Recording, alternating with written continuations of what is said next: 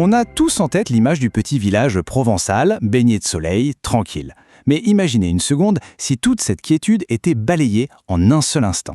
Eh bien, c'est exactement l'histoire de Saint-Cana, un village dont le destin a complètement basculé en une seule et unique journée.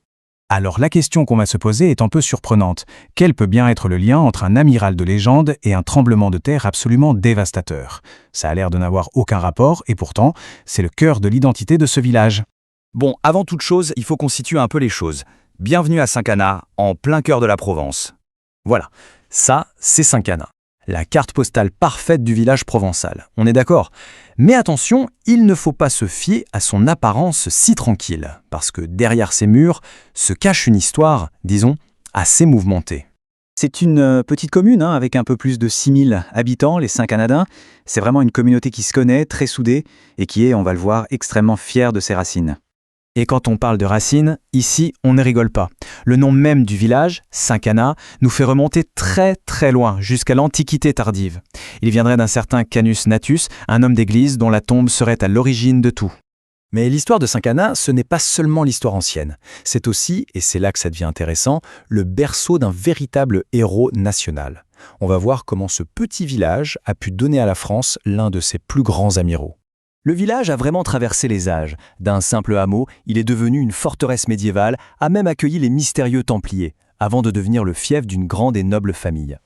Et cette famille, c'est celle de Pierre-André de Suffren, qui est né ici, en 1729. D'ailleurs, impossible de le rater aujourd'hui, sa statue trône fièrement au cœur du village, comme un témoin de son incroyable destin. On le surnommait le bailli de Suffren. Ce vice-amiral était un sacré personnage.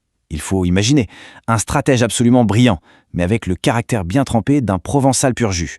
Son héritage est littéralement gravé dans la pierre et dans l'esprit de Saint-Cana. Mais voilà, cette histoire plutôt glorieuse va connaître un tournant d'une violence inouïe. Un événement qui va absolument tout changer. Une vraie fracture dans le temps. Ce jour-là, le 11 juin 1909, un séisme extrêmement puissant frappe toute la région. Et Saint-Cana se trouve pile à l'épicentre, en plein cœur de la zone la plus touchée. C'est une date qui, là-bas, est gravée dans toutes les mémoires.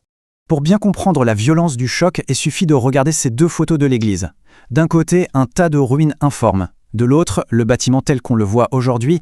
Le contraste est juste saisissant, ça donne vraiment la mesure de l'ampleur du désastre. La destruction a été quasi totale. En quelques secondes, des siècles d'histoire sont partis en fumée. L'église, la maison natale de Suffren, les vestiges des Templiers, tout a été rasé, comme si ça n'avait jamais existé. Alors la question se pose, que se passe-t-il quand une communauté perd tout ce qui faisait son histoire, ses repères les plus emblématiques? Comment est-ce qu'on se relève d'un truc pareil? Eh bien, face à ce chaos, les habitants de Saint-Cana ont fait preuve d'un courage assez incroyable. Ils ont reconstruit. Et le symbole le plus fort de cette renaissance, c'est sans aucun doute la nouvelle mairie, qui a été bâtie sur les ruines même du château de Suffren. Du chaos est né un nouvel espoir. La reconstruction a été méthodique, étape par étape. On a remplacé les symboles du passé par de nouveaux bâtiments, conçus pour la vie moderne, tout en s'efforçant de conserver l'âme du village d'origine. Bon, et aujourd'hui alors, comment est-ce que cette histoire de destruction et de résilience a façonné le Saint-Cana du XXIe siècle ? Eh bien aujourd'hui, comme hier, l'identité de Saint-Cana est profondément ancrée dans sa terre. L'agriculture, et en particulier les vignobles qui couvrent près de la moitié du territoire, restent le cœur battant de son économie.